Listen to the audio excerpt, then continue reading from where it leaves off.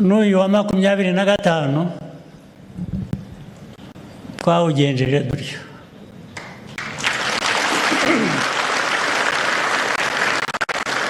Twawukozemo byinshi, twageze kuri byinshi, uyu mwanya ni uwo kubyishimira.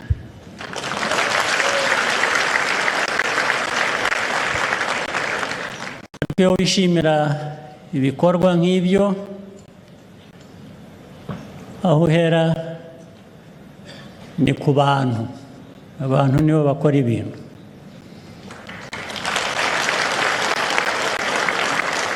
Ndabashimira rero nk'abantu mwakoreye igihugu cyanyu, twaba twarageze kuri byinshi ndetse dutegereje kugera ku bindi byinshi muri uyu mwaka mushya tugiyemo wa 2026.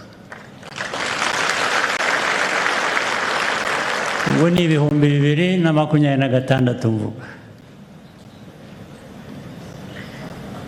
Ndabashimira mwebwe muri hano n'abandi banyarwanda bari hirya no hino batashoboye kuza hano, ndagira ngo tuvuye ngo babyumve ko turi kumwe nabo, nubwo turaha turi bake ariko turi kumwe nabo aho bari hose.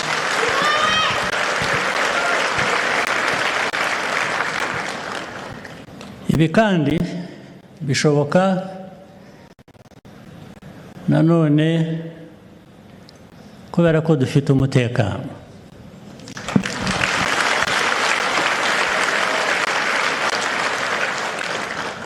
Ubushize se nababwiye ngo abaryama baryame, baryamire igihe, basinzire.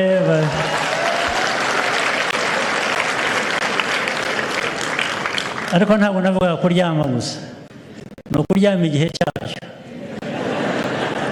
Ikindi gihe ni icyo gukora nk'uko nyine mukora n'abandi bakora.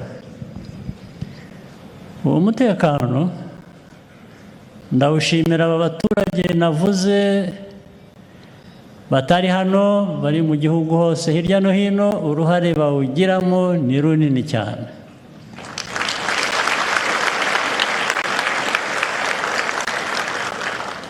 Ubwo birumvikana ubundi bukurikizeho.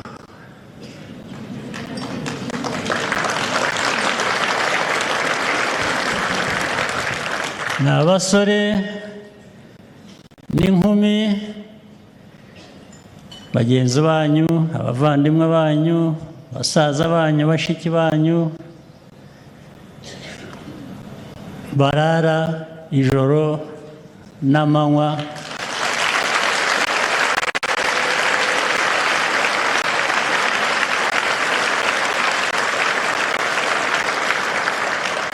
ndetse abandi bagatanga ubuzima bwabo kugira ngo ubwanyu bukomeze.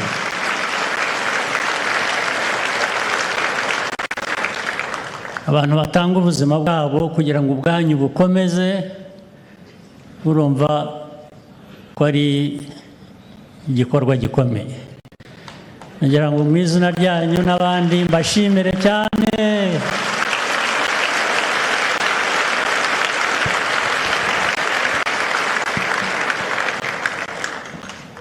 Ndetse hari imiryango abo bana bakomokamo cyangwa bafitanye isano iyo ari yo yose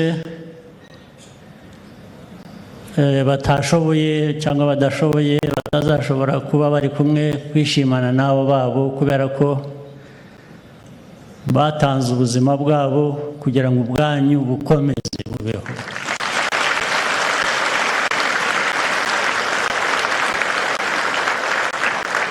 Ariko nagira ngo mbabwire ko iyo miryango itari yonyine, turi kumwe nayo. Turi kumwe nayo buri munsi. N'ejo tuzaba turi kumwe nabo, n'ejo bundi, n'umwaka utaha, n'ubundi utaha, bityo.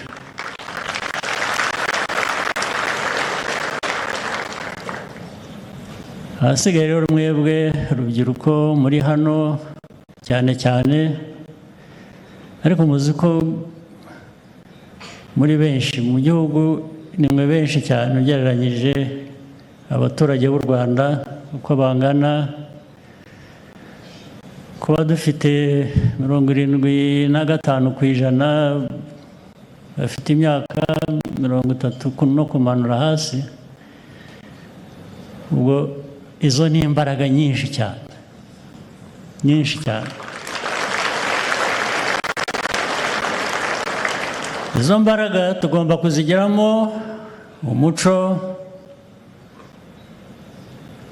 ibikorwa byiza nabyo, kugira ngo mwiyubake, ari no kumwubaka u Rwanda. Ntimushobora kubaka u Rwanda mutabanje kwiyubaka mwebwe.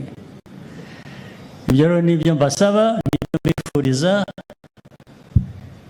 mukomerezaho.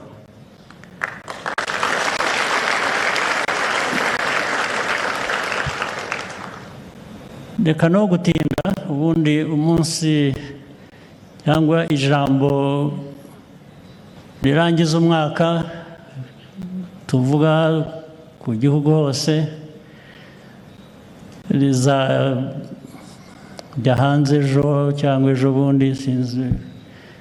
Hari abantegeka ubwo bazambwira bati jya gutanga ijambo, nzabikora. Ijambo narariteguye, sinshaka kuvuga byinshi cyane, ubwo ibindi nari kuzavuga bizasohoka muri iryo jambo.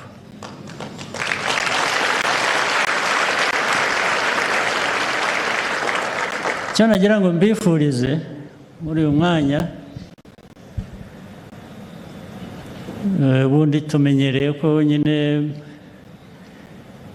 Abanyarwanda byavuzwe mu batugejejeho ijambo mbere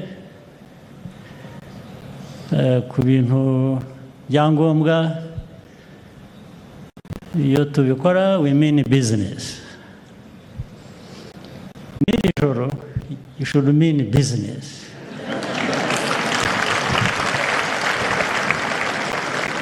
Mwidagadure nabyo you mean business, sibyo?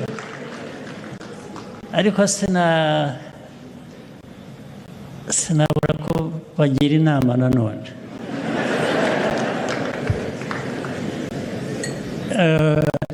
Mu kwidagadura mukimarayo and mean business, hari ibigomba kwitonderwa. Amasaha yo twayigijeyo ngo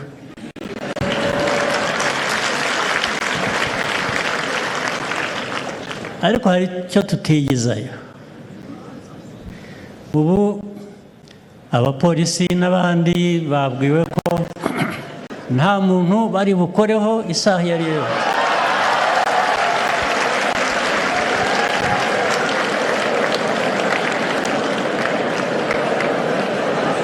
Ariko ubushobozi bwanjye nabwo bufite aho bugarukira. Ntabwo nashoboye kubabwira kudakoresha twa twuma dupima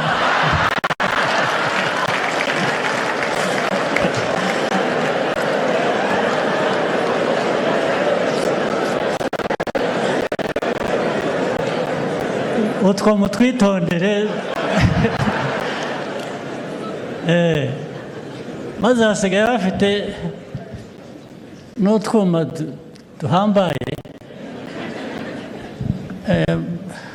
batagomba kuza mu modoka ngo, cyangwa niyo bajemo ntabwo bifata uri kuri vora, ntabwo ariho bagarukira. N'abicaye inyuma bishingirije